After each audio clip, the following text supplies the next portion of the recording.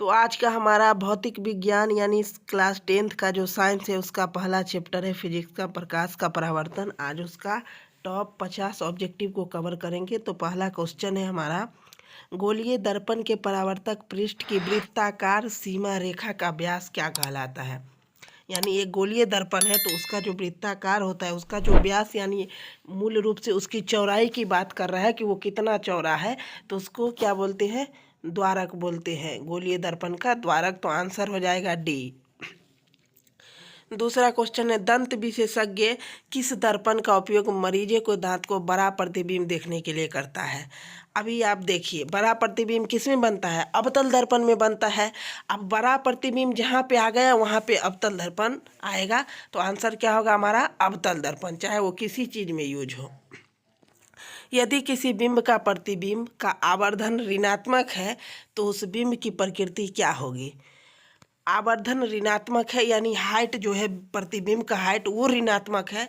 और ऋणात्मक का मतलब होता है कि वो अक्ष के नीचे है, और नीचे का मतलब होता है कि प्रतिबिंब उल्टा और वास्तविक है। तो आंसर हमारा ए हो जाएगा। चलिए बात करते हैं चौथे क्वेश्चन की। निम्नलिखित में से कौन उत्तल दर्पण की फोकस दूरी है जिसकी वक्रता त्रिज्या 32 सेंटीमीटर है। तो देखिए, वक्रता त्रिज्या 32 सेंटीमीटर यानी आर 32 सेंटीमीटर है, और आर बराबर होता है 2f। तो f बराबर क्या हो जाएगा, r/2। अब r का मान 32 है तो 32/2 यानी 16।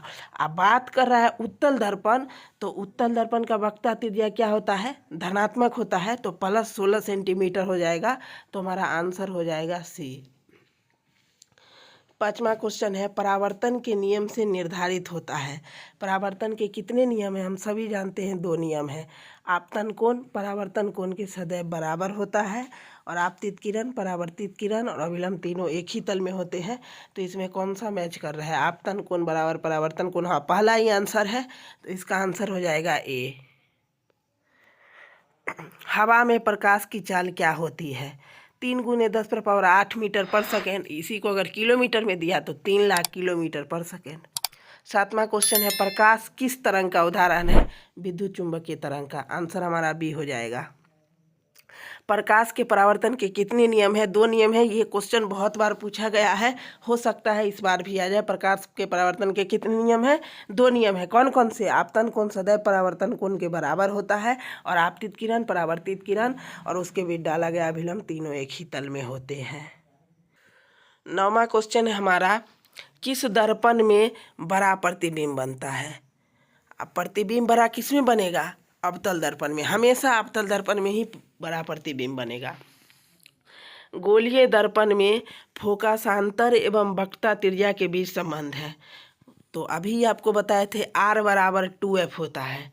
r बराबर 2f होता है, तो यहाँ f के संबंध में दे रखा है, तो r बराबर 2f, तो f बराबर r/2 यानी वक्रता त्रिज्या की आधी होती है। तो आंसर हमारा सी हो जाएगा, f बराबर r/2। अगला क्वेश्चन है, सर्च लाइट का परावर्तक सतह होता है। सर्च लाइट, उसमें प्रतिबिंब बड़ा दिखता है यानी बड़ा प्रतिबिंब हुआ, तो अवतल दर्पण का उपयोग होता है सर्च लाइट में। दाढ़ी बनाने में कौन सा दर्पण उपयुक्त होता है। दाढ़ी बनाने में भी देखिए, हमारा बाल उसायने में बड़ा दिखता है, तो प्रतिबिंब बड़ा दिखा यानी अवतल दर्पण का यूज होता है। तो आंसर हमारा सी होगा। दर्पण सूत्र क्या है, ये बहुत ज़्यादा महत्वपूर्ण क्वेश्चन है। ऑब्जेक्टिव में भी व्यंजक आ सकता है, शॉर्ट क्वेश्चन में भी परिभाषा आ सकता है और व्यंजक लिखे, और 5 नंबर में भी आ सकता है कि इसको प्रूफ कीजिए। तो दर्पण सूत्र होता है 1/v + 1/u = 1/f। तो हमारा हो जाएगा आंसर डी। यही लेंस सूत्र पूछता तो 1/v - 1/u = 1/f। मतलब कुछ नहीं, प्लस की जगह माइनस आ जाएगा तो लेंस सूत्र हो जाएगा, और प्लस रहेगा तो दर्पण सूत्र हो जाएगा। तो आंसर हमारा डी हो जाएगा। किस दर्पण में केवल आभासी प्रतिबिंब बनता है। अब आभासी प्रतिबिंब का क्या मतलब है कि वो सीधा तथा काल्पनिक आभास लोग करेगा, तो वो उत्तल दर्पण में बनता है और समतल दर्पण में बनता है। अवतल दर्पण में उल्टा तथा वास्तविक बनता है। चलिए बात करते हैं 15वें क्वेश्चन की, समतल दर्पण में प्रतिबिंब की प्रकृति क्या होती है। अभी बात की है आभासी तथा बराबर होता है, यानी आभासी होता है। आभासी को ही सीधा तथा काल्पनिक बोलते हैं। 16वां क्वेश्चन है गोलीय दर्पण की फोकस दूरी उसकी वक्रता त्रिज्या की। अभी ही बताए हैं कि अगर r पूछता तो r बराबर 2f होता है, यानी वक्रता त्रिज्या फोकस के दुगुना होता है, लेकिन यहाँ पूछा है फोकस दूरी वक्रता त्रिज्या के आधी होती है, f बराबर r/2, तो हमारा आंसर हो जाएगा ए। 17वां क्वेश्चन है किसी वस्तु का आवर्धित काल्पनिक प्रतिबिंब बनाता है, तो यानी दर्पण क्या है। आप सबको पता है कि काल्पनिक प्रतिबिंब किस में बनता है, उत्तल दर्पण में बनता है, लेकिन यहाँ आवर्धन पूछा है, तो आवर्धन क्या होता है, बिंब की ऊंचाई बट्टा प्रतिबिंब की ऊंचाई, यानी प्रतिबिंब की ऊंचाई नीचे है, प्रतिबिंब की ऊंचाई अक्ष के नीचे, यानी उल्टा तथा वास्तविक हो गया, और दोनों का अनुपात निकालेंगे तो हमारा आंसर आएगा ए, यानी अवतल दर्पण। 18वां क्वेश्चन है एक उत्तल दर्पण में बना प्रतिबिंब हमेशा होगा सीधा तथा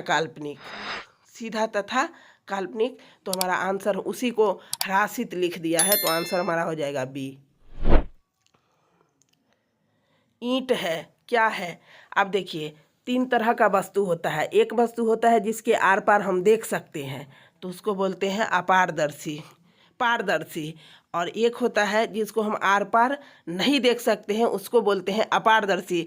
तो ईंट का घनत्व ज़्यादा है, मतलब ईंट के आर पार हम देख नहीं सकते हैं, तो ईंट अपारदर्शी। ग्लास तो वो पारदर्शी है, तो आंसर हमारा बी हो जाएगा। 20वां और हमारा लास्ट क्वेश्चन है हमारी आंखें जो देख सकती है वे वस्तुएं होती है। अब दीप्त वस्तु को ही तो हम देख पाते हैं, दीप्त या प्रदीप्त मतलब जो प्रज्वलित हो, जो दिखाई देगा उसी को देख सकते हैं, तो दीप्त या प्रदीप्त वस्तु को हम देख पाते हैं। तो आपको ये वीडियो कैसा लगा एक बार ज़रूर बताइए, और कमेंट करके जाइएगा कि ये 20 ऑब्जेक्टिव में आपने कितने ऑब्जेक्टिव सही बनाए हैं और आपका कितना सही हुआ है। वैसे अगला वीडियो कौन से चैप्टर पर लाए ये आप कमेंट करके जाइए। मिलते हैं अगले वीडियो में।